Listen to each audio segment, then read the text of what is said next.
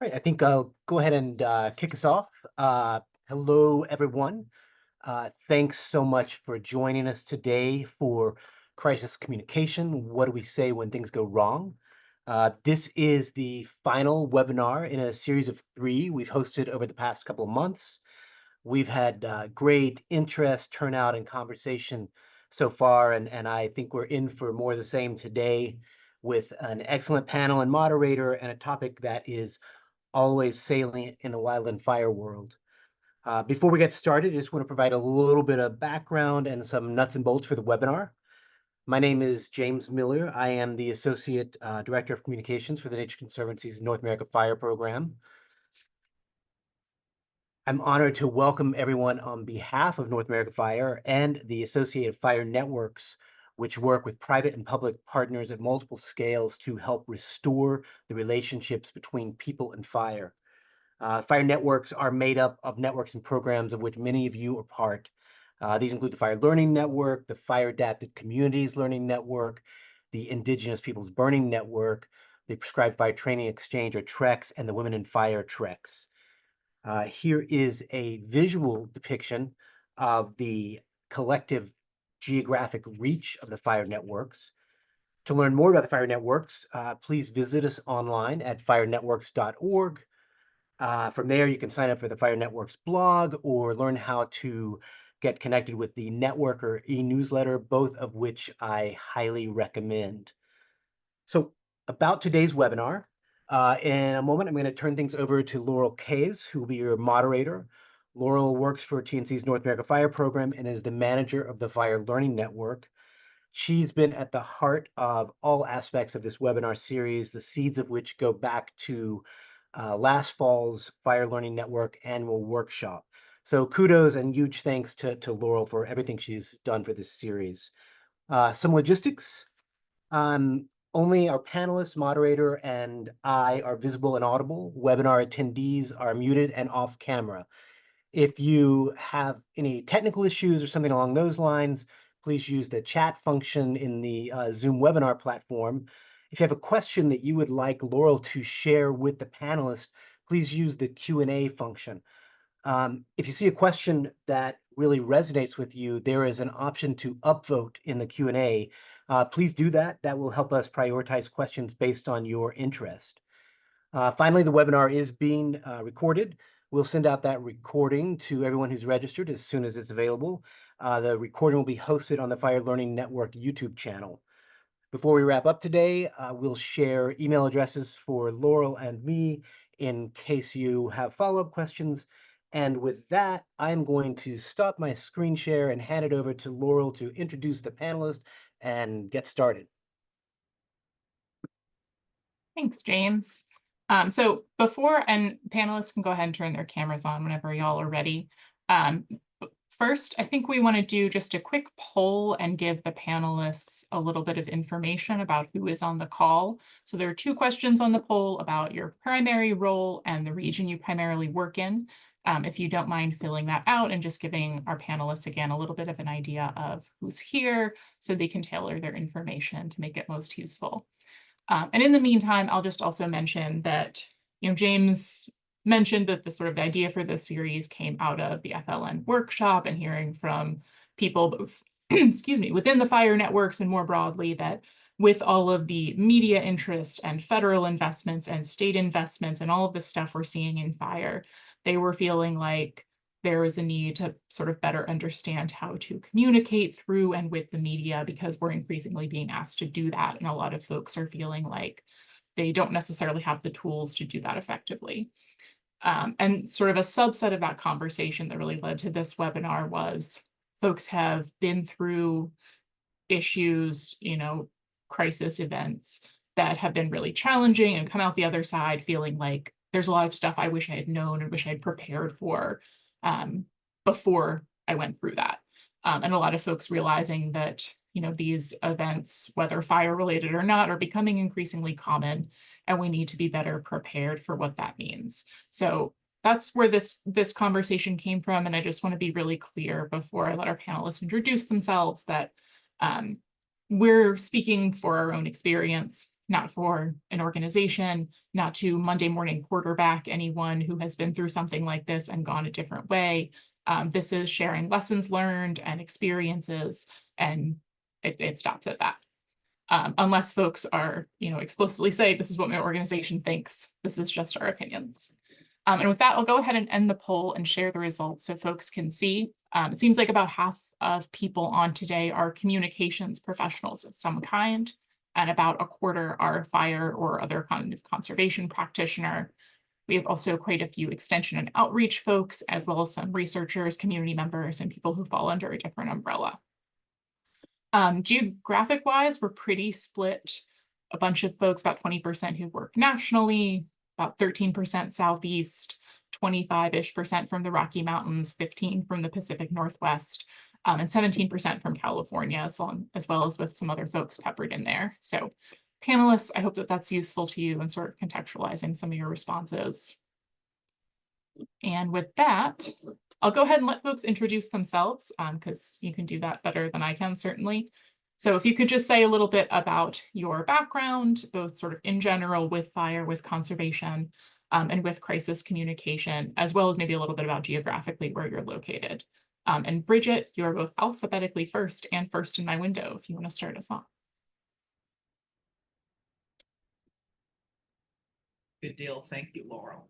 I sit in Little Rock, Arkansas. I'm Director of Marketing and Communications, obviously for the Nature Conservancy. And let me just say also, I've been with TNC for almost 3 years. I don't come from a conservation background, so I consider myself a newbie in the world of all that is outdoor and wildlife, let's put it that way. In my previous life, I served as communications director for Arkansas and Oklahoma with the American Red Cross, two of the most disaster-prone states in the country. Also served on the advanced public affairs team for the American Red Cross, which meant I was deployed out for large-scale disasters that would get national or international media. And more often than I care to think, a lot of times I never had to leave Arkansas. So look forward to learning and sharing this morning. Thanks. We'll go to Parker next. Good morning, good afternoon. I'm Parker Titus, Fire Program Manager for the Nature Conservancy in Colorado. Been with TNC for 20 years, primarily in prescribed fire management-based work. My background in crisis communication. During my tenure with TNC, I've been involved in some incidents where it did elevate to the level of a crisis communication type situation. Looking forward to having today's conversation. And Jen, and then Pete. Hey everyone, I'm Jen Bunty. I'm a public affairs specialist for the National Forest in North Carolina, based out of Asheville, North Carolina. I sit on a permanent disaster assistance recovery team. The DART is our acronym. And so I cover disaster communications for anything that might hit one of our 4 national forests in the state. In terms of background, I'm an ecologist by training and education, but I slowly developed a communications skill set because I ended up dealing with a lot of human and wildlife conflict issues, a lot of high controversy issues based on my research role. And then I've been talking about fire and dealing with incident communications and prescribed fire communication for about 11 years now.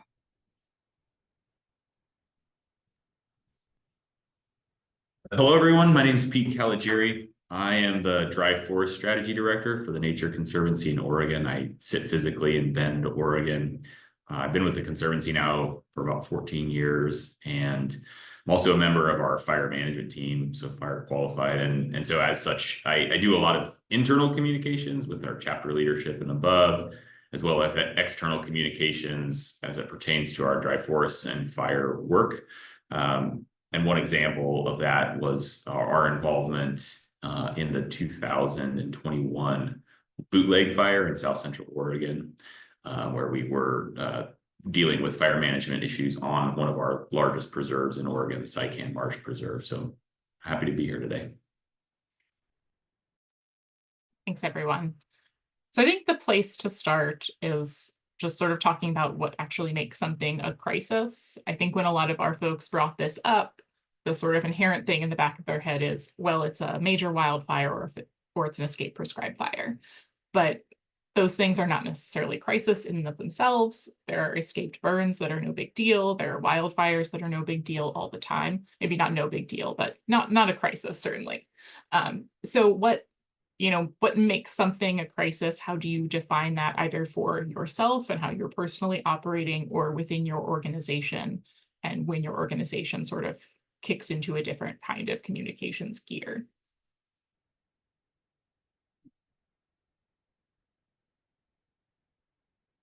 And whoever wants to jump in first is free. Well, I'll jump in because we talked about this a little bit, and I've thought about this a lot since we've been planning this webinar. I think the conclusion I've sort of come to is crisis is in the eye of the beholder a little bit. I think when you're talking about communication in crisis versus not crisis, it's really easy to define when it's not a crisis. Like when we're just, sharing posts about wildflowers or something that's just there to inspire, it's innocuous. But when it's crisis communication, you're more focused on, I guess, mitigating harm or damage, making sure there's this sense of urgency to it. But it doesn't have to be a discrete event either to be crisis communication. I don't think it has to be tied to a specific incident to necessarily be considered crisis communication. It's still that same level of awareness and sensitivity, and just being sure that what you're doing is really developing a shared understanding really quickly is sort of how I would think of it. Laurel, I agree with Jenifer, and then let me add that situations may not be a crisis, but with the advent of social media, outside and uninformed entities can make something a crisis that is a manageable situation, which obviously taxes communicators a lot, because it's the trick of how do you stay on top of that and either respond or, just is to respond to persons who may be uninformed or may be in a panic situation themselves with little information. So I think that adds to the as to what we have to do as communicators as far as being situationally aware of people totally outside. And obviously in this day and time, you can have an event in a small town in the middle of Wyoming, but people in Europe or Asia can be keenly aware of what's going on. Yeah, that's a really good point. Maybe one thought I'll add is, aside from sort of the public information urgency type of aspect of crisis communications, I think what can also define a crisis is reputation, and if there's situations that might impact an organization or agency's reputation, that could certainly elevate to the level of a crisis communication type situation. And I think that it even transcends into sort of the practices, the land management practices we perform. If there, say, is an incident that could impact the local regional ability to implement prescribed fire, that sort of goes beyond the one incident into sort of a broader regional type impact. And I think it's interesting to think about impacts to practices that we like to perform out on the landscapes, or partnerships as well. Certainly situations that impact a broader partnership or collaborative group, which limits the ability for those entities to do their work, could be perceived as part of a crisis.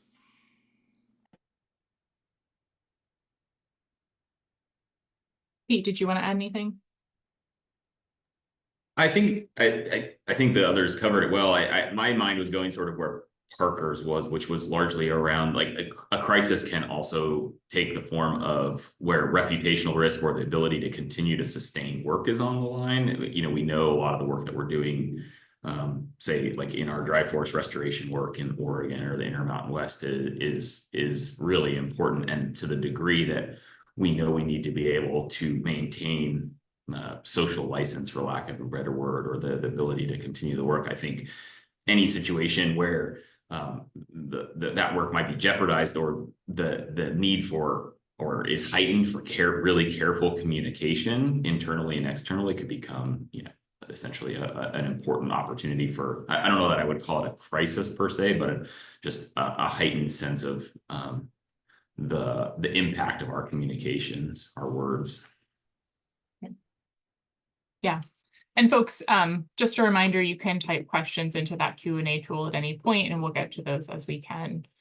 So, whether a crisis is that sort of like reputational risk, or whether it is sort of a lower key incident that has been made higher key as a result of social media or perception, or if it is really something that is like, human life and property are at risk here. Whatever, whichever of those kinds you're dealing with, what does preparation look like? Like, if you think about times you have been through one of these situations, what are things you wish you had done, or what are things you actively do now to sort of be able to respond in the moment when things are changing quickly and there's a lot going on, and to be able to do that to the best of your ability? And Brigette, I might start with you, since I think you probably maybe have the most experience on that. I think it's a man-made situation. It's a little tricky, but let's say if it's weather related, or I'll even use a fire in an instance, is as best you can, you want to be messaging to people when it's a non-crisis situation. As we say, when the skies are blue, you want to explain to people how prescribed fires work. You want to explain to people when we're in danger of wildfire season, so that people understand what happens. I recently actually got a call from a trustee in a panic because, according to them, someone had called them to say, one of the mountains was on fire and were we burning? And it turned out it wasn't us, it was one of the partners, but it was a matter of communicating that to the neighbors in the area. And I mentioned recently, McCree Anderson, who's our fire restoration director, spoke about how a few years ago in Northwest Arkansas, when the population was quite smaller than what it is now, but that when you had a fire, that people were in a panic and, calling the fire department, what's going on. And now people see smoke and it is almost understood that, oh, it's probably a prescribed fire. And so it's a matter of, as best you can, trying to educate people. I will also say educating media when you can, which is also somewhat difficult in that you have a lot of turnover with local reporters. And so how can you educate them as to understanding what's going on, so that they can also be another layer of messaging for you, so that they can be more proactively and help you get that information out, as well as you trying to cover all bases.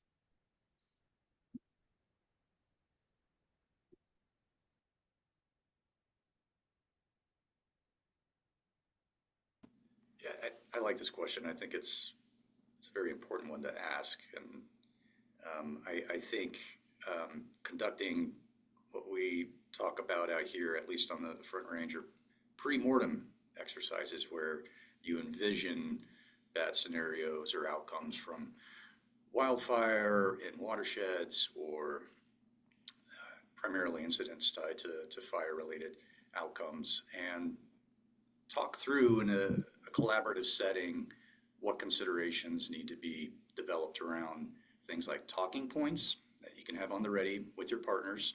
So shared messaging that's been calibrated and aligned across your collaborative groups.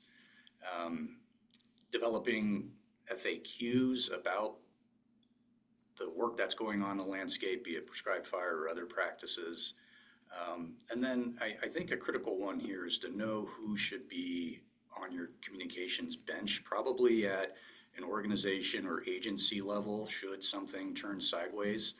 And I think this is going to look different than, say, who's on the notification part of your burn plan. It will certainly include some of those people from your internal organization or agency, but it's probably going to include some other people that you should be thinking about in terms of your risk safety officers, your marketing people, potentially a lawyer.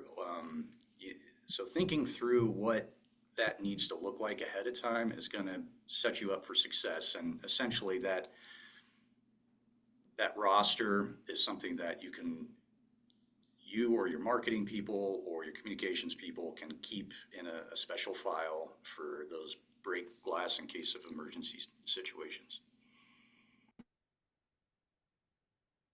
I think from my perspective, and this is, largely coming from me as not a professional communicator, it's not my day-to-day role, but I think the prep work ahead of time, even if that's simply developing, communications platforms and key messaging, is really, really important. And I say that largely because I think getting to a place where you've thought about and distilled and simplified and thought about how you translate what may otherwise be kind of technical messages into something that's relatable in everyday terms to people who don't do, are not scientists or not fire practitioners, not foresters, whatever it might be, I think becomes really important because you essentially have, you've learned to ride the bike before it's go time. And I think that's proven really important for us in making sure that our communications are as impactful as possible. And then the second thing that comes to mind is somewhat similar to the roles and responsibilities piece. I mean, I think what we've learned, and this became particularly true during the bootleg fire in 2021, is it was such a huge event. We had a lot of internal communications up through to our chapter level leadership, our board, close partners. But then there was an immense amount, especially once the fire, it was a 413,000 acre fire, I think the second largest fire in the United States that year, third largest in all of sort of recorded history since 1900, at least in Oregon. And once that fire burned onto a TNC owned preserve, the Cyclean Marsh Preserve, then we suddenly had an immense amount of local to national, even global level media interest, and making sure that we had clear roles and responsibilities assigned so that those of us who were on the fire, for example, or actually staffing engines and working on the fire line weren't taxed with doing all those external communications, but we're really relaying what's happening in real time up to local leaders or local partners. That became really important because otherwise it would have completely overwhelmed any one individual. And so having that sort of clear org chart or roster of whose roles are what and how you're going to divide up the work was really important.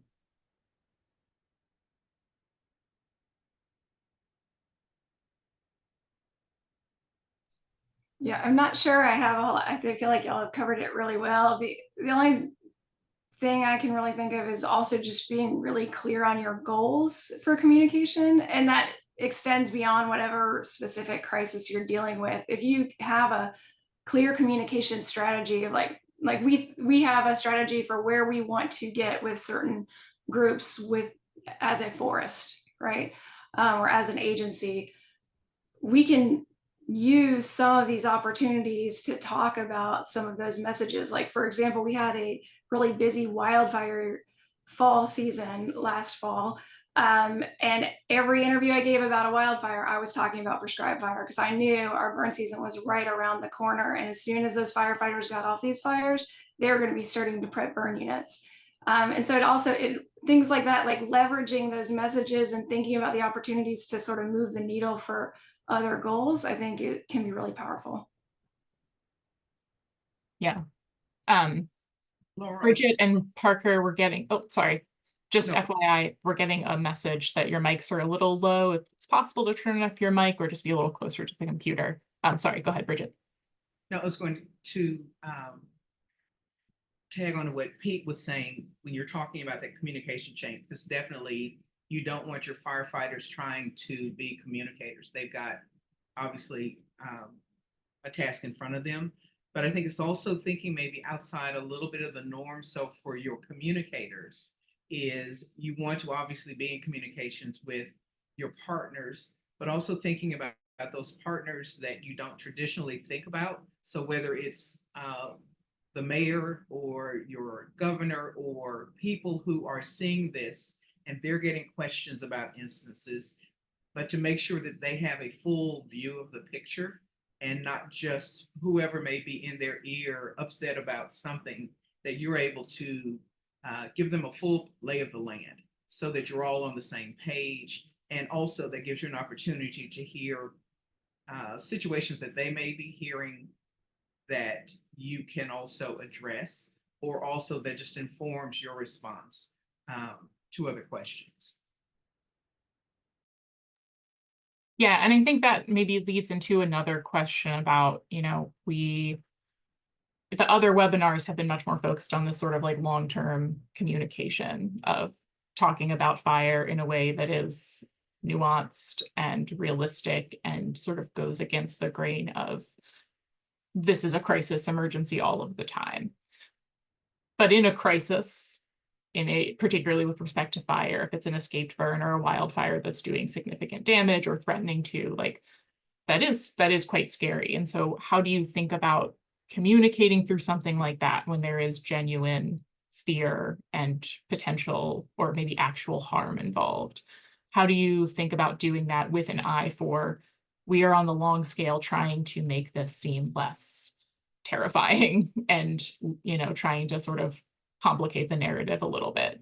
How do you balance those two things, if you can? I think one, you want to be the voice of calm as much as you can. And you want to give people information, and you want to give them specific things they can do for their safety or for others' safety. And so I'll use the example of when there's a hurricane coming, or even a wildfire for that matter, because you sometimes have advanced awareness that there is one. And so I tell people, I may be in Arkansas, but I will literally, this may just be my trigger from Red Cross, but I will literally call people in another state and go, are you aware that, you're under a tornado warning, or that the wildfire seems to be close to you? Is it close to you? And it may sound trivial, but as much information as we have access to, people still will be clueless about things that you think everyone should know about. And I remember the National Weather Service said more than 50% of people will go to Facebook to confirm a tornado is coming, even though their phone is going off and sirens are going off, but they still go ask a friend who has no training. So I think it's a situation where you just want to be calm. And also because in the instance of, let's say, a wildfire where maybe it's burning through an area, communication is interrupted or what have you, the lack of knowing is what creates panic in people when they either don't know what's going on or something's coming at them and they don't know how to respond.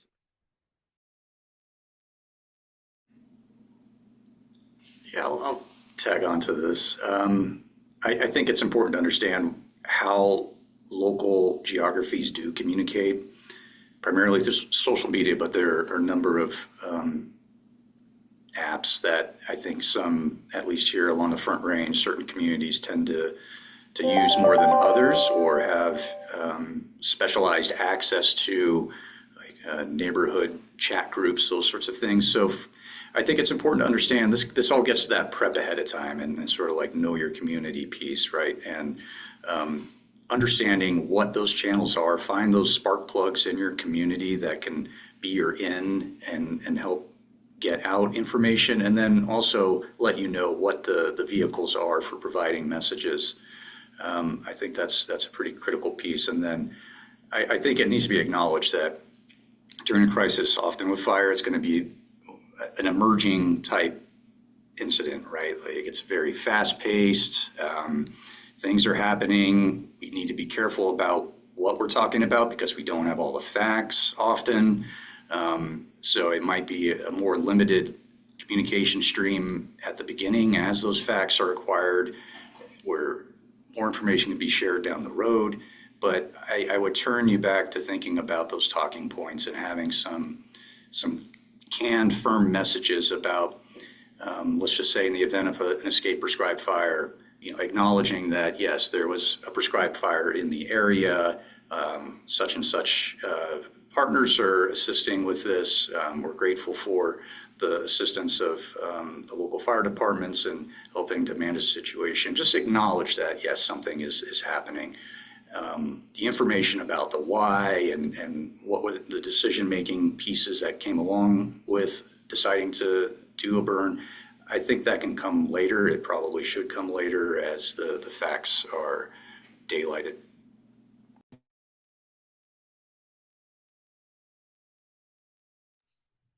Yeah, I agree, Parker, with that. I think also whenever I do communications training, I usually tell folks to, if they have the luxury of even a little bit of time, to focus a little less on developing a message to send and spend some time listening first. Seek first to understand is usually a good policy for all levels of communication. Feel free to take it into your home. It's just a great way to hear for values and emotions that might be at play and sensitivities that you might be able to work around, so you can either tweak any talking points that you have set up ahead of time, or so you can develop some. Because when I think about crisis communication versus regular communication or non-crisis communication, that emotional component is something that stands out to me. The emotions are heightened when people are afraid or angry. It's an extra level. The volume's turned up on that piece of the work. And I like to talk a lot about tactical conversations versus emotional conversations, because emotional conversations, it's paper covers rock. You can't have that tactics conversation. You can't talk about operations and data until you acknowledge what people are feeling, that they're afraid or that they're angry or that or they're confused, whatever it is. And it may just be saying, hey, we realize people are afraid because they see a fire on the hillside. This is what we're doing about it. And then we can talk about operations, but you just have to, or else you can't get past it. I'm smiling only because, Jen, you said that really articulately and beautifully. I think that's precisely it. I think this is a both and situation, the reality. And yet I think starting with the acknowledging and helping people feel heard and felt and seen about their emotional reaction is really important. And the only point, because Jen said it so well, the only other thing I would add is my experience has also been that you have to be mindful of that within your organization as well, because there are people who are affected, whether that's, people on our preserve that had to be evacuated in the face of a wildfire, stewards or whatever, or, staff who have near misses, close calls, incidents within incidents on wildfires, and being mindful of the mental well-being and health of your own people, I think is also another dimension of that crisis communications not to lose sight of. Yeah, absolutely. That internal piece is critical. Even if they are not the primary communicators, firefighters are still hearing from people when they're out there, and they're still consuming media and on Facebook pages, and they can be a great source of information, but they can also be really affected by anything that's not maybe going well out in the press or in the media.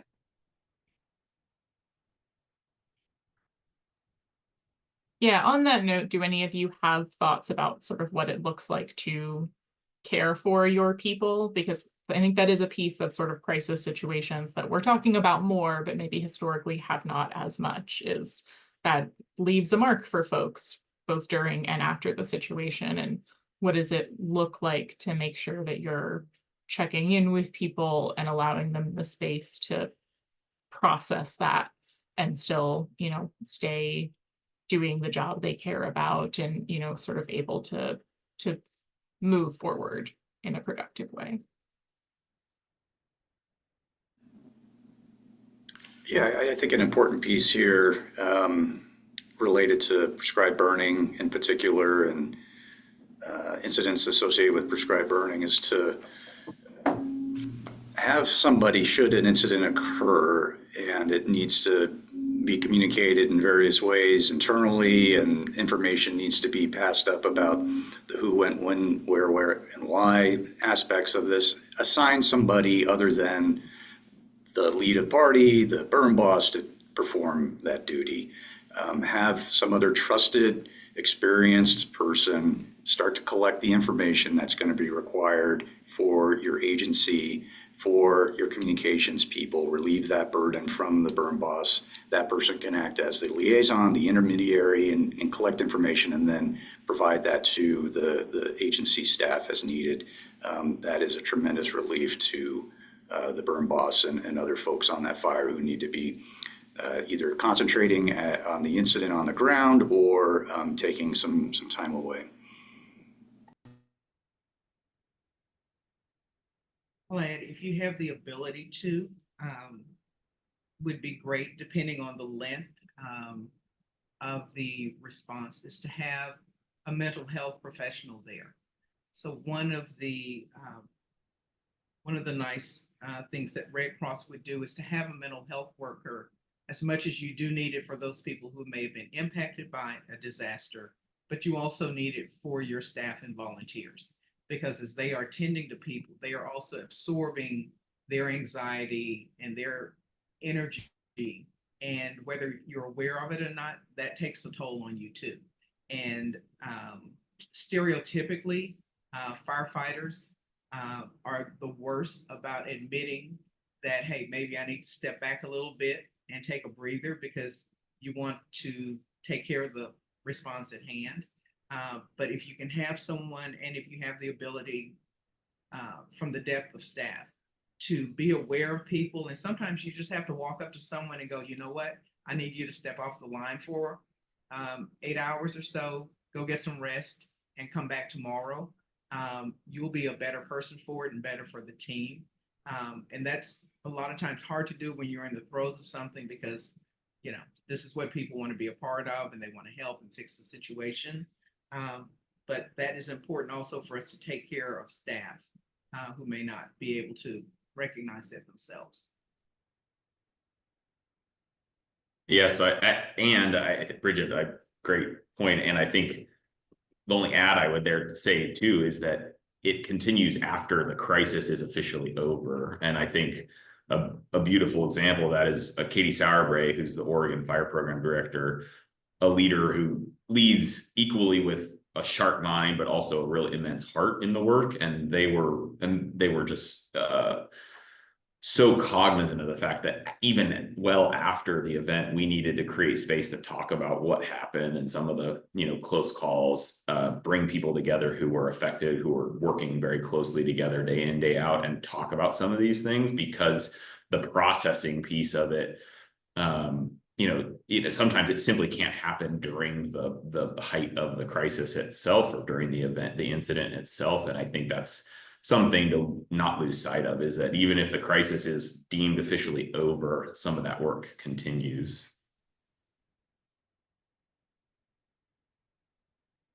Yeah, man, I could talk about Katie Sauerbrey all day. I wish I could watch like a Katie reality show just to learn more about leadership. They're just, if you've never worked with Katie, it's a thing of beauty to watch.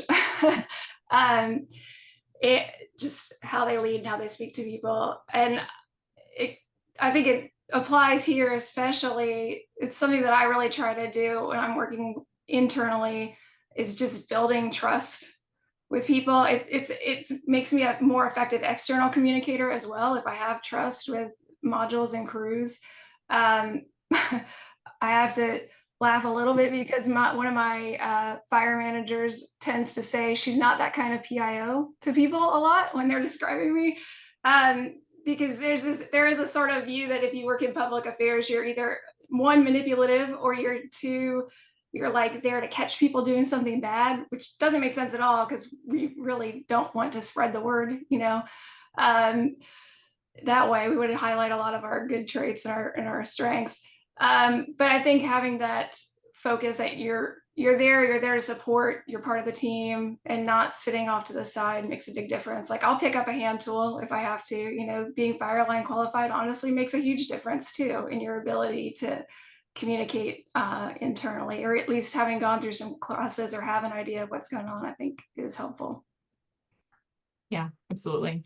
I'll also add, I'm not on the panel, but I'm moderator, so I have a microphone. I'll add that we've started having mental health professionals at our Women in Prescribed Fire Training Exchange events, WTREX events, because those are not crisis events, certainly, but they're very intense. Not only, physically, you're talking about what it's like to be a person in fire when that can be sometimes difficult.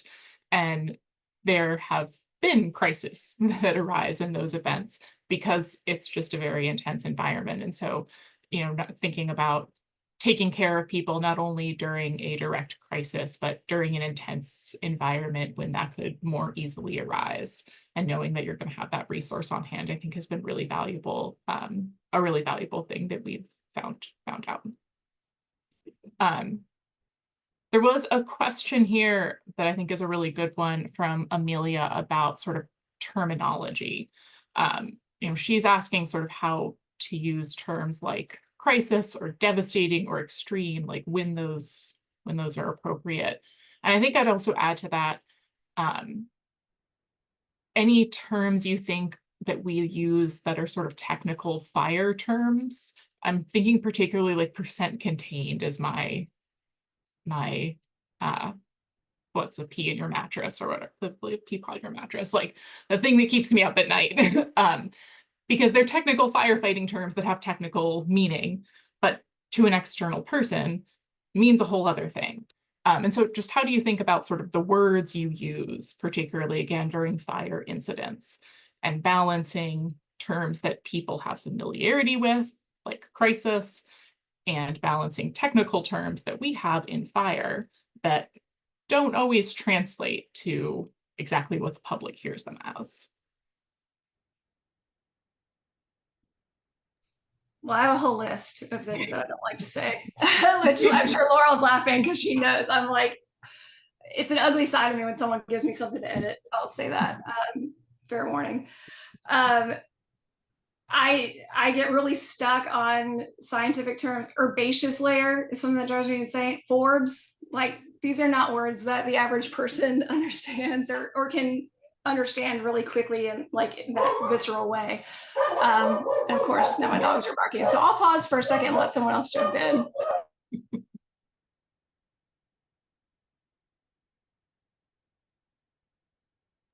I'll jump on, but to Jenifer's point, I think there are times when you don't want to say devastating or catastrophic, even though you may tend to fall to those words because you just do. But I think it is, I'm constantly saying to our team, they'll describe something and I'll say, okay, say this to me like you would say it to a third grader. Because you can't, I know it's easy to flip in your head and become scientific or become that trained firefighter, but if you are speaking to folks who live in the neighborhood or people around, they need to understand what you're saying quickly, and you don't want to turn them off because you're speaking in jargon and they end up just shutting it down. So if it helps to how everyone has mentioned preparing beforehand, is to maybe grab your team just casually sometimes and say, okay, tell me, ask them a question and see how they respond.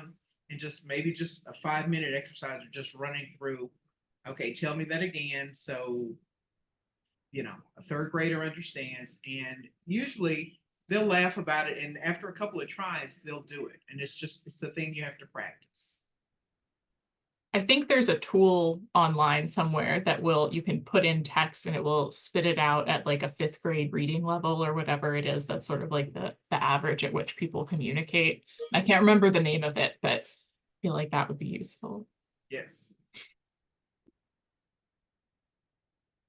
I think, yeah, just to reiterate, and I think that's incredibly true, the practice piece, and having someone who is a non-technical ear listening. If it's just a group of other scientists, you probably, or other fire practitioners, you won't catch when someone, how absolutely kind of meaningless percent reduction in 1 and 10-hour fuels means to anyone else. And I think about it, I happen to have a 6-year-old, so I sort of think like, if I said that to my 6-year-old, she would look at me and say, I have no idea what you just said to me, right? And I think it comes by practice and ensuring that someone who's listening to you knows little enough about the subject, honestly, that they can say, now, I didn't understand what you just said to me, tell me again, and let's explore other words. And that, you can't do that in the heat of the moment in the crisis. It can really only happen when you've put the thought in and developing either that communication strategy or communications platform and some of those key messages ahead of time.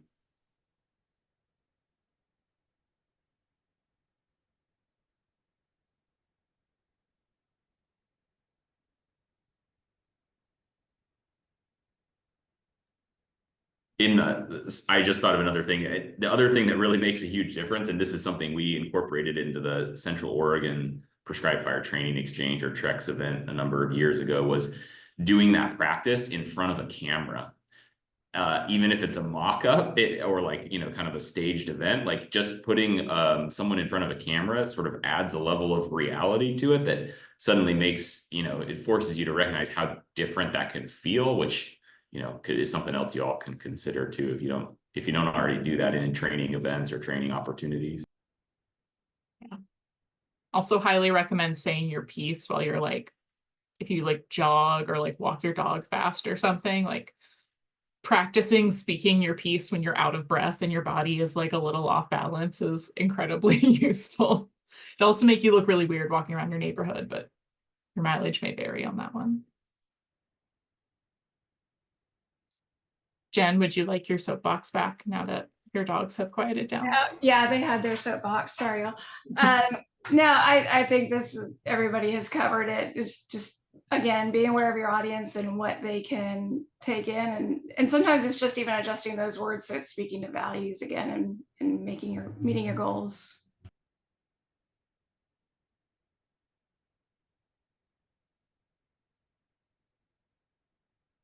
So we've talked a lot about preparation and the fact that that is a huge piece of communicating during a crisis in a way that is effective and minimally stressful for everyone involved. How do you approach conversations both internally and with partners about that? Particularly, I think about escaped burns. There is sometimes a hesitancy to have a real solid conversation about how to prepare for something that we all kind of hope we never have to deal with, at least in a sort of large scale reputational issue, life or property involved way.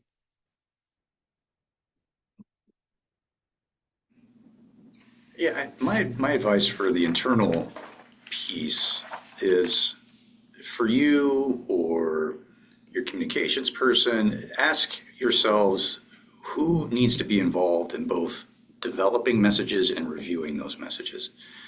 And particularly on the review side, it gets interesting because from there it could be, you know, agency leadership up to a certain level. It could be, it probably should include some kind of legal eye on it.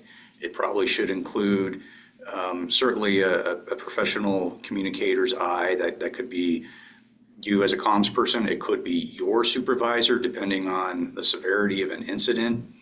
I think some of us are structured in ways where the reporting up just keeps going up and up and up. And if it's a very impactful situation, then it might be at some of the highest levels of your agency or organization that need to be brought in to ensure that reputational lens is considered in any kind of messaging, that the legal responsibilities are most certainly considered in terms of not putting oneself out there legally.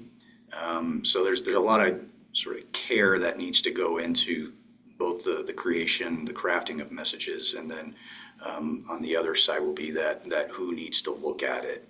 And probably the heat of the moment isn't great. You know, there will be some of that. If you can get some baseline messaging that everybody is sort of okay with as a template, that's going to be very helpful.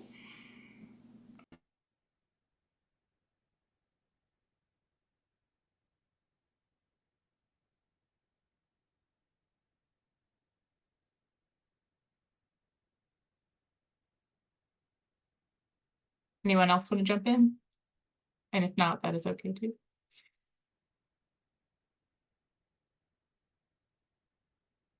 Cool. So we have a mix of folks on here. Well, in the audience, we have about half comms folks, about a third or a quarter fire practitioners of some kind. I think most of you on the panel sort of lean towards one of those side of the spectrum, but maybe sort of somewhere in that gray area in the middle. But wherever you're coming from, you know, what do you wish, whether if you're like Brigette more on the comm side or like Parker more on the practitioner side, what do you wish the sort of other end of that spectrum did better, understood better? I think most of us on here have pretty good relationships across that, but what do you see sort of on the other end of that you think we could do better so that during these crisis situations, we're working together more seamlessly and there may be less frustrations or misunderstandings during a time when those emotions are going to be heightened anyway? And Jen, I think you already sort of alluded to a piece of this of public affairs folks are not trying to catch you doing something sneaky, but if you have anything else. I think for me, so I don't expect fire crews to keep me top of mind when they're in the throes of a response. With that said, I need them to maybe give me a little space when I'm trying to track down information, because that information needs to be shared. So I think it's just me not asking them to do more than they have room to do, but understand that what they know is important, whether it's for internal partners or an external purpose. So I think it's just being available and understanding that I'm also going to be respectful of where they are in that process, but I still need to get that information at some point in time, and sometimes maybe sooner than what they prefer.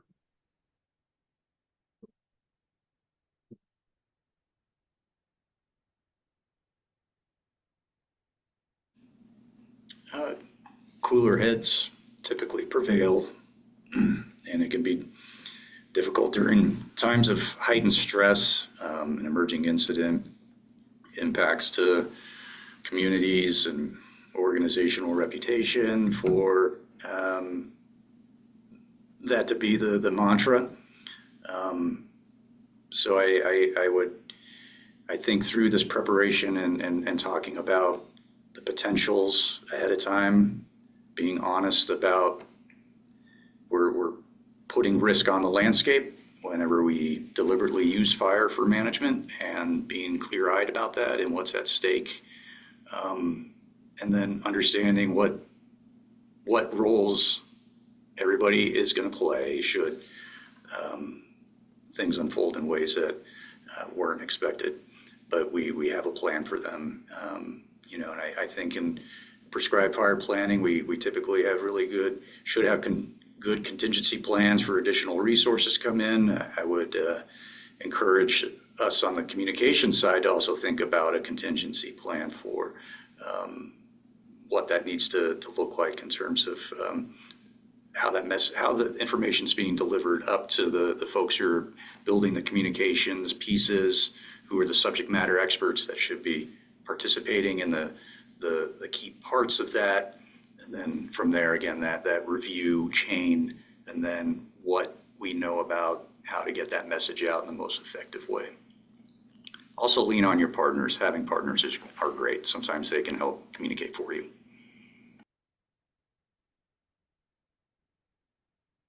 I think a lesson I learned, and this is during sort of bootleg in particular, large fire, very dynamic, a lot of moving parts.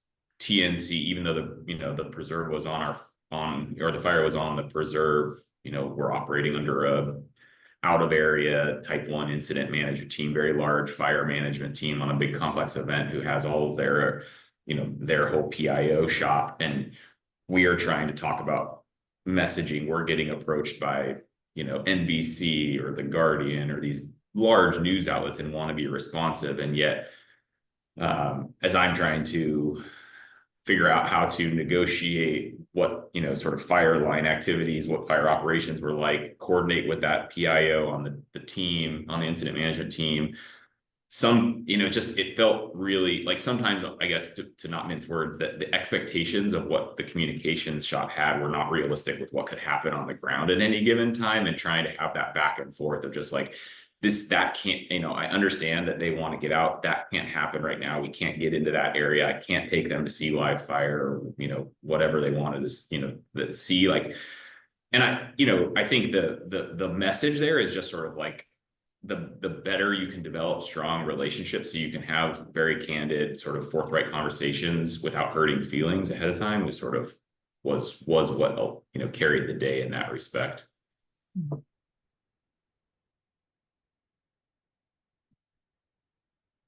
Jen, I know you've got some work going on outside your house. Do you want to weigh in, or you want to pass on that one? Yes, the city's work stops for no man, nor should it.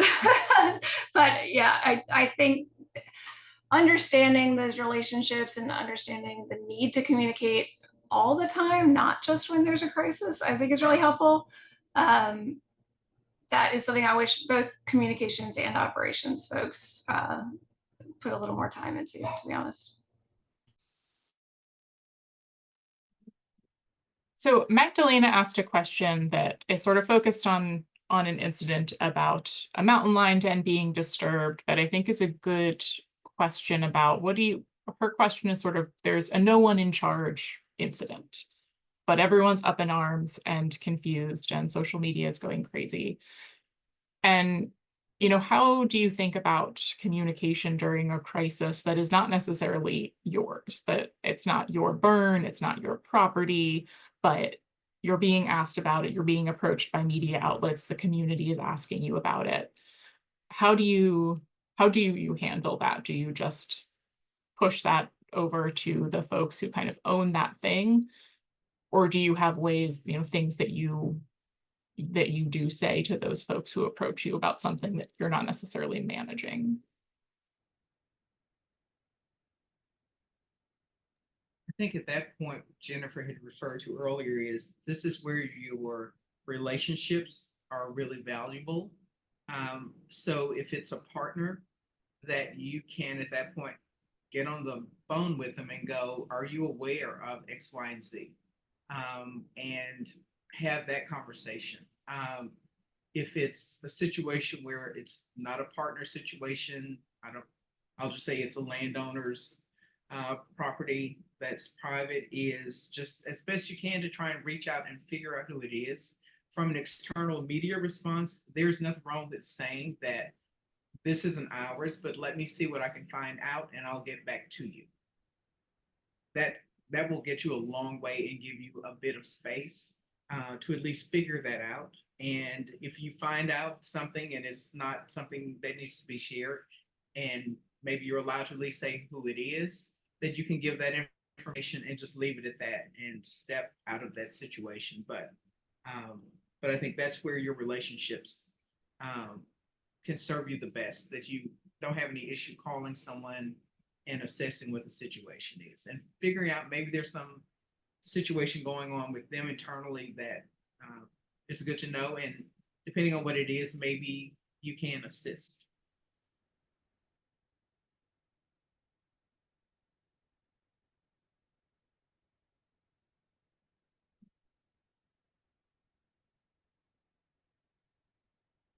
Anyone else have thoughts on that one? I don't know if this is a direct answer to that question, but I think, in the spirit of Jen's point, like that communications should happen always, before, during, after.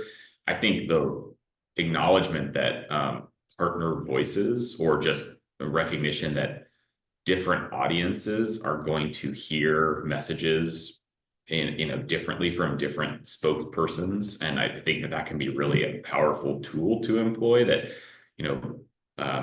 you might say you have a shared vision on a project, you don't necessarily even need to have exactly the same wording in your key messages, and the fact that you might talk about a similar issue, related issue, or related crisis through a different lens, speaking to different value sets, can broadly, I think, really amplify the impact of the messaging generally. And so finding those core partners that you do work with, that you have that shared vision with, or that you're working together on a project when things go wrong, and that you center other voices in that messaging. I think I found in our experience that really helped us, I think, tell a more holistic story and allow that message to hit different ears in different ways with different levels of understanding and impact. So yeah, I agree, Pete. We have a really great communications working group through our FLN in the Southern Blue Ridge, and I think most of the major land managing partners in the region are represented there by someone. we develop talking points every year about fire, or at least revisit our talking points. They don't change usually much year to year, but we revisit them every year and may edit them as needed. And that's been really powerful, not just for talking about fire and incidents, but other things too. I know how the Wildlife Resources Commission talks about prescribed fire, and so when we have a bear incident, we can talk about bears more easily. It's the same way of developing those relationships on the fire lines. You get to trust each other, you get to know each other's mission really well and their agency or organizational values, and it smooths out operations and implementation in so many other ways the more you can work together when it's not a crisis. Yeah, so sort of trust in partnerships has come up a lot, obviously. So how do you have any experience handling a crisis or an incident situation with a partner involved where there was sort of pre-existing tension? There's something you disagree about. It's a relationship where you're trying to build trust, but you're not quite there yet. What does it look like to sort of try and manage one of these incidents when that super strong relationship maybe is not quite there beforehand? So I just caught myself laughing because I work for the Forest Service, so we have tensions. You might have heard us. We have a hard job, right? We have multiple resource use mandates, so we have to balance a lot of priorities and a lot of values and a lot of different groups. And I think the best thing you can do is when you're sitting in those rooms and you feel that conflict and you feel that tension, even if you don't have an answer, being willing to sit there in the tension and saying like, yeah, I'm here, I'm sitting with you. I also want to figure this out, and making sure that you and whoever else is represented, that you're all sort of pointed in the same direction, even if you disagree how to get there. I think that can be the most powerful thing. And even saying, hey, we didn't agree on that one, but let's see how we can move forward with this other project. We have so many partners because of the way especially in the Eastern US, our land is broken up. Private landowners, organizations, we have game lands that actually sit on top of the national forest. So we take care of the trees and the game lands take care of the bears and the deer. All of those partnerships, with any relationship, there can be tension, right? And so I think just acknowledging that and not treating it like it's a failure, and making sure that conflict is productive, it can make for a pretty powerful force in getting things done on the ground.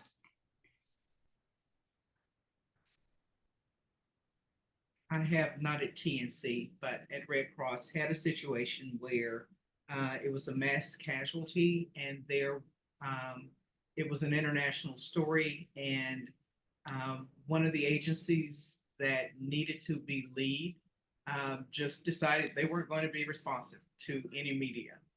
We have no clue why, but they didn't. And we could not answer the specific questions that this agency needed to. And because of relationships with another agency, they decided that they would go ahead and step out and answer this question, which we had the actual information. We just weren't the ones to give it, but made that decision to do it. And we never heard a response from the other agency, from their spokesperson. So we just had to move on because it was critical information that needed to be shared. And there was no backlash, no anything. So we just had to assume that spokesperson was okay with it, moving on without them. So sometimes you just have to make a decision.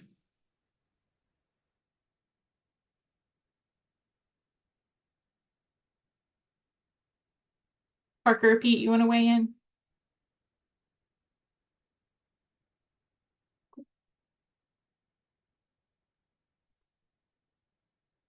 That's good.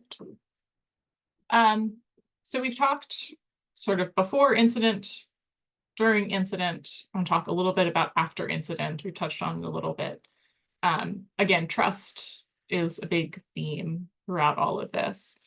And so after you experience some sort of crisis, particularly if it's one where trust with a community or a partner has been compromised, how do you work on that after the fact, both in terms of like building the relationship, communication, all of those things. Like, how do you work on rebuilding that trust, or just recovering after the crisis point itself has passed?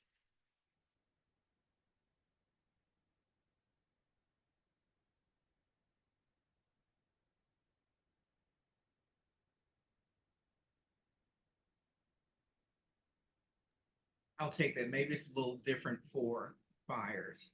So when you've had or in my experience, when you've had communities that have been adversely impacted, a lot of it is showing up. So it could be showing up, it could be at community meetings, it could be speaking to various leaders or civic or community leaders to see where they are, to make sure they have an understanding of what their expectations are, because sometimes people have expectations of an organization or an agency that is not what that organization or agency does. So it's good to make a level playing field so you can hear them, and then you can share what it is that your role actually was, is, and will be, and then continue to build on those conversations. If there are hard feelings or there's anger, then you want to hopefully have that discussion to clear the air and find out where that may be, because oftentimes it's based on expectations that should not have been there, and so that gives you an opportunity again to have those conversations and hopefully continue to build on that.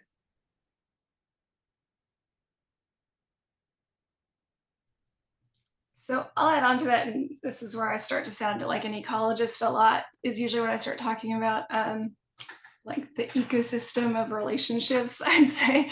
But if you look at social science, depending on what study you look at, they say trust kind of comes down to 3 things. Sometimes it's 4, sometimes it's 5, depending on the model, but I like to say 3. The first one is the information you're providing. So does it make sense? You know, are you saying the sky's blue or green when people think it's blue? Your credibility, your track record with that group. And the third, which is always my favorite and the most elusive, is warmth. It has to be genuine warmth and connection, and requires a little bit of vulnerability. And that's usually the hardest to come by. And I think especially working for a federal agency, it's really hard, or it's really easy for us to seem big and faceless and federal government. And I mean, I'll tell you, I have not yet met someone who said I joined the Forest Service for the money and the power. I'll just say that here on record. Usually people join the Forest Service because they care and they're pretty dedicated to their area of expertise. But we don't always share that, right? Like, we don't always come off that warm when we're sharing operational information or information about science or implementation. So I think focusing on that warmth aspect, making sure that we are showing up, like Brigette said, show up to the community meeting, show up to the outreach event, show up to the farmers market, put a face on it, and getting that genuine connection out there makes a really big difference. And I think just knowing that relationships, it's a long game to build relationships. It's a long game to build a shared understanding. I think we like to think about it like, if we just send that one perfect viral video, everyone will love us again and they'll believe everything we say, no matter how we say it. It's not so. It takes a long time, and it takes consistent, warm effort.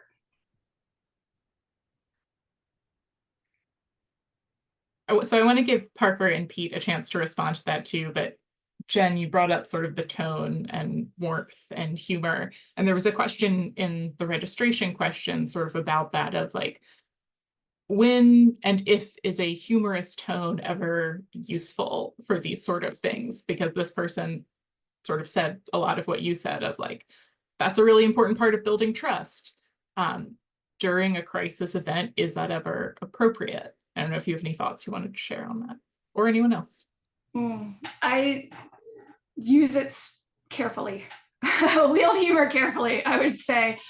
If you can use it, yeah. Like, I mean, I like to laugh just as much as anybody else does. I'm probably the hill I'll die on is that social media should be social, whether it's run by a federal agency or not. And there should be jokes, but it can't be all jokes either. I've seen, there's some agencies and stuff that have gone out there and it's like now they're not giving information anymore. It's just straight memes for months. So I think it's finding a balance. In terms of practical advice, I would say be very careful if you are using humor. I've noticed a lot lately, I'll give a video interview and then it'll be transcribed and used as a written interview. And if I was using like physical humor or like a wink and a finger point or a tone to convey a joke, that would not come across in that written version. So making sure you're clear of your format and that if you are cracking a joke, it's gonna translate, I think is critical. Thanks. Parker, Pete, did you have thoughts on the sort of rebuilding trust piece? Oh boy, time. And then, we're all just one disaster away from the next crisis. And, I think staying true to the course with the work that we're doing and utilizing prescribed fire and other forms of treatments that are seeking to instill some resilience against wildfire and protect communities. I mean, that is why we do what we do. And I think through time and through people both experiencing post whatever crisis you were involved with, another crisis, it never astounds me how we can come back to the communities that maybe were affected in some kind of, let's just say, prescribed fire incident, and only to be affected 5 years later by a mega fire. And it certainly shifts the conversations. So that time piece is critical. The face-to-face piece is critical. And then in my experience, you can regain the trust. It takes deliberate effort. Yeah, I think Jen, you may have said this earlier. I mean, I think a bedrock principle is listening to understand and not planning your rebuttal or, no one, and this is sort of like, again, maybe a life lesson, right? This is applicable in any domain of your life, but like, people want to be heard and validated. They don't want to be told that their feelings, their response to a situation is somehow wrong or that you explain it away. And so I think, starting there is fundamental, as you're showing up again and again and repeating it and thinking of it as in the sort of the long game, just helping people feel like you are listening and hearing them. And then finding it comes down to, I sort of feel like it comes down to gut, is deciding if, when, and how you start to venture into that space of then your back to your key messages, the strategy you're trying to put, the behavior change you're trying to get at, and figuring out when to sort of make those pivots has to sort of be gut, or instinct driven, I suppose, but I think my experience has taught me that you don't start by trying to tell someone that their feelings or response to the situation is wrong and you're going to explain to them why you're right.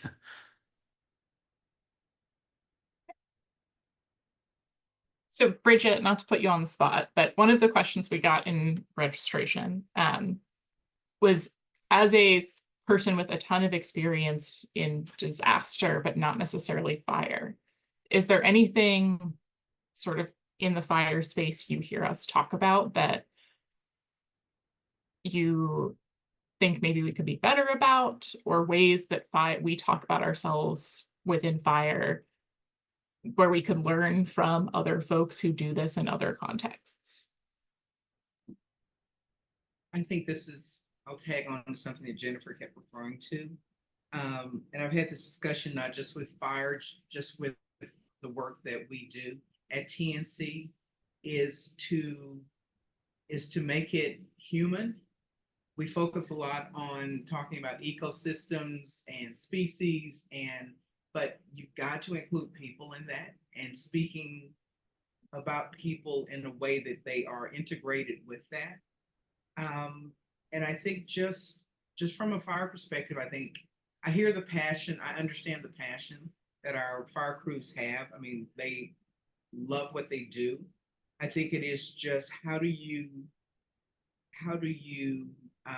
it's just to be, I think, a little more, I'll use Jenifer's term, being more vulnerable about it and getting out of your head and understanding how to share that information again, so that the fifth grader understands what you're saying. Learning how to tell stories. I think that's the thing, which is tricky for some people to do. But I remind people is to talk about it the way you talk to your friends when you go home. That's the way you want to think about the work that you do when you need to share that out with other people. Yeah. Thank you. And talk to your friends when you go home. I'm really big on like preach to your choir. Like, does your mom know why you're lighting this burn today? You know, it's a good way to practice, but it's also, I constantly joke. My husband was raised by accountants. He's not raised outside or knows a lot about forestry. He's probably the best PIO the Forest Service has ever had, because people ask him so many questions about like, what's your wife doing? What are they doing on the forest? That he just naturally is this conduit for information. And I think it's just a great example of just tell the story as much as you can. Don't assume that your neighbor knows or understands. They might not. A reminder. Oh, go ahead, Bridget. Is that I said my background is not conservation at all. And so when I'm talking to coworkers and I'm writing something and I'm asking questions, and they're always most gracious about explaining it to me and explaining where I can understand it. But they will always say, this reminds me that everyone doesn't know what I know. Because a lot of times you're talking to the choir, and so you all know. And I think I'm like, fairly intelligent, get out a lot, know a lot of things. But I remind them, before I came to TNC, I had no idea we had preserves in Little Rock, because it just wasn't on my radar. Now I'm clear where they are. And so we have to assume that there are a ton of people that don't know that. And so you want to be able to share that information and get people to understand what it is. So I agree with Jenifer. It's just talk to everyone that you know, and you'd be amazed how much you can be a conduit to spread the word. Yeah, and if I can add on from because I think the original question was about other disasters, right? Because I came from the fire world and have only recently added on hurricanes and plague and pestilence, whatever could affect a forest, I suppose. And I think something I've noticed that I've been thinking a lot about recently is how we tend to, of all the sort of natural disaster type things, we tend to treat fire like it's optional. Like if you live in Florida, hurricanes happen pretty frequently. You might not know when they're going to happen, but you have a certain amount of like background preparation you do. Or if you live out west, earthquakes happen. Fires happen all the time. And yet we act like because we could possibly put them out, that they should be optional, and fire's just not optional. And I think the more we could talk about it as though it is a fact of living in an area that is prone to fire, like in our forests in the western part of North Carolina, it's every 5 to 7 years is what fire history studies tell us. If the more we can get that fact out there and get people to sort of have that in the back of their mind that this is a fire prone area, I think the better off we'll all be.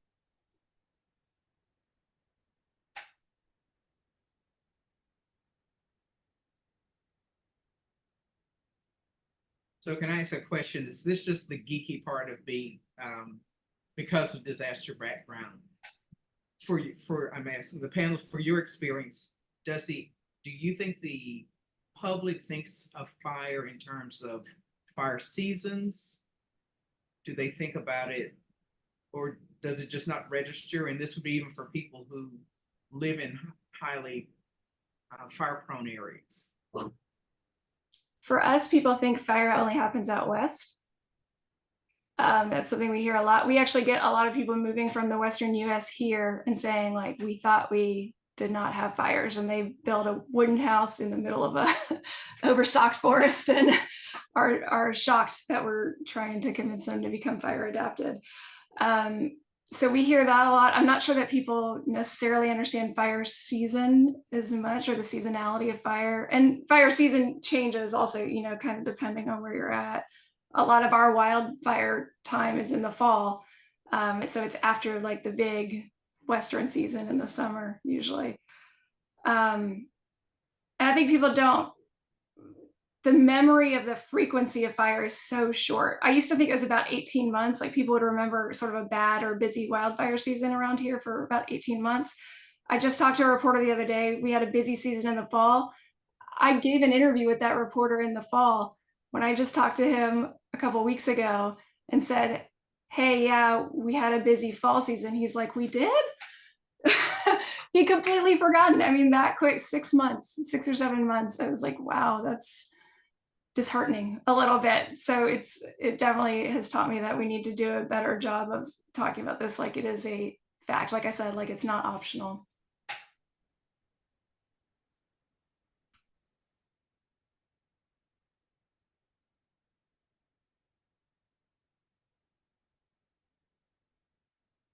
So we're coming to the end of time. Before I turn things back over to James to sort of wrap us up, I just want to give everyone a chance to sort of say a last word, whether it's sort of your big grand takeaway when you think about crisis communication, or something that you think is just particularly important to remember, or if you have a resource that's been particularly helpful for you, a book or an article or something that you've really found useful. Just want to give everyone an opportunity to have a last word.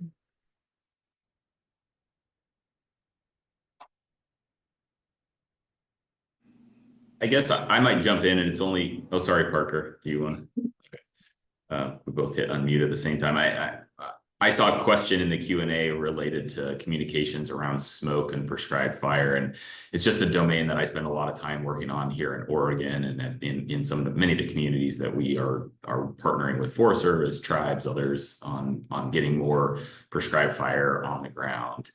And I think a lot of what we talked about in terms of communications and being proactive, identifying partners and audiences and the right spokespeople, and thinking about key terms and removing technical jargon, showing up repeatedly and building sort of long-term trust and sort of the reputation that you can, that your messaging is appropriate, validating and letting people tell you how it impacts them. I mean, I think all those same principles apply. And I would just say, I don't think of necessarily prescribed fire smoke as a crisis in and of itself. And yet everything we've talked about here could still equally apply in how we are preparing people and communities in fire-prone ecosystems to live with fire, which, to Jen's point, fire is not optional. It's a matter of when fire is going to occur, not if it's going to occur. And the degree to which we have used the proactive tools that we know are effective to mitigate or address whether fire will be a destructive force, both from a human or ecological perspective, or a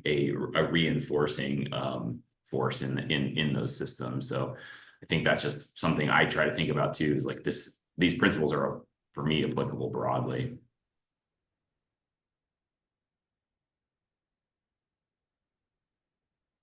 An exercise I engaged in a couple of years ago was to watch recorded public meetings for escape prescribed fires, just to understand sort of the regularity and frequency of commonly asked questions. And that's something that was very instructive. And I think if you're a communications person or a prescribed fire practitioner, it might be worth your time to watch a couple, because there are several commonalities, and you'll understand that people really want to understand why you were burning, what goes into burn plan development, who was out there helping, what are the plans for the future.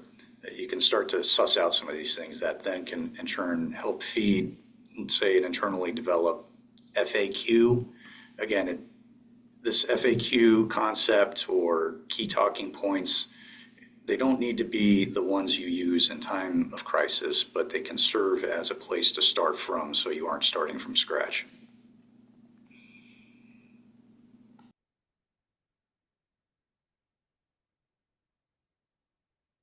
I would just share that no matter how well thought out your disaster response plan is that something wacky is always going to happen.